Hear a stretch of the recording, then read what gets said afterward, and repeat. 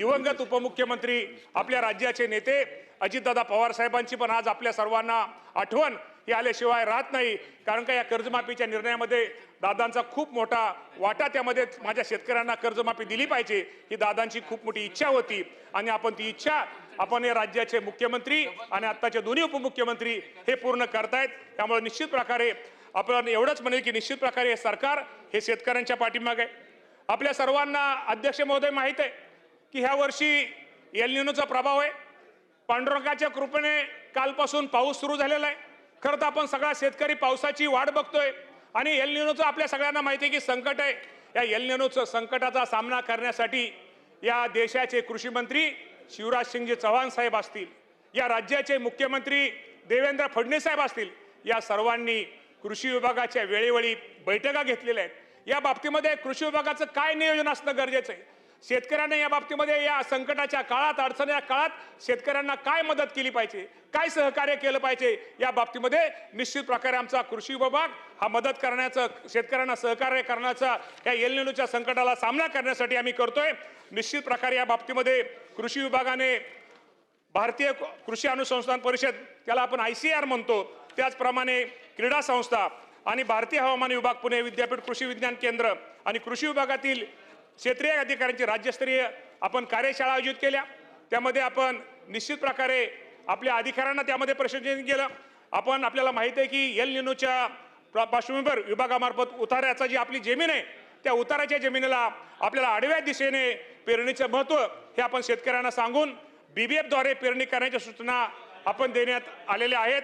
तसेच BBF खरेदी करण्याकरता राज्य सरकार हे अनुदान पण निश्चित प्रकारे अध्यक्ष महोदय हे राज्य सरकार देणार आहे।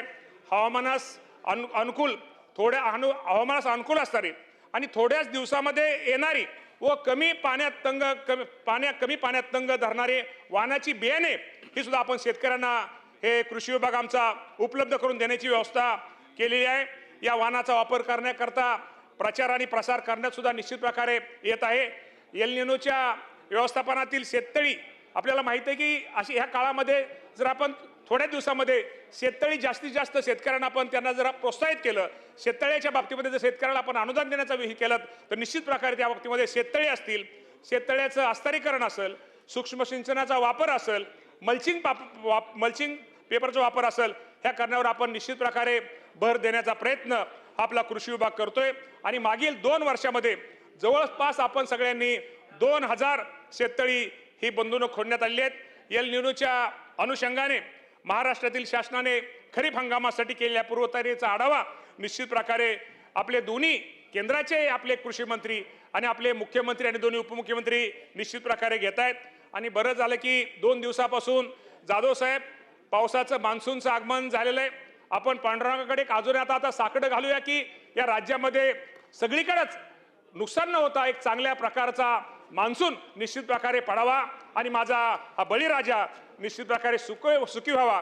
पण आपल्या माध्यमातून मी शेतकरी बांधवांना एकच सांगतो की अजूनही शेतकऱ्यांनी जमिनीतली ओल बघून पेरणी करावी, पेरणीची घाई करू नये। साधारणतः 3-4 दिवसामध्ये चांगल्या प्रकारचा पाऊस येईल अशी आपण निश्चित प्रकारे अपेक्षा ही व्यक्त करूया।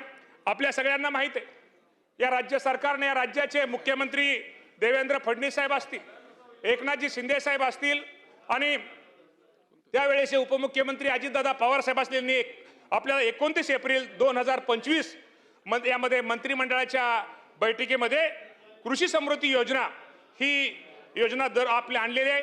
आणि या योजनेसाठी प्रत्येक वर्षी आपण 5000 कोटी रुपये हा खर्च या योजनेसाठी करणार आहोत। आणि आपल्याला माहिती आहे की ह्या वर्षी शासनाने आपल्याला 2000 कोटी रुपये उपलब्ध करून दिलेले आहेत आणि राहिलेले 3000 कोटी सुद्धा निश्चित प्रकारे लवकरात लवकर आपण कसे आपल्याला उपलब्ध होतील हा प्रयत्न आपल्या सर्वांचा कृषी विभागाचा चाललेला आहे।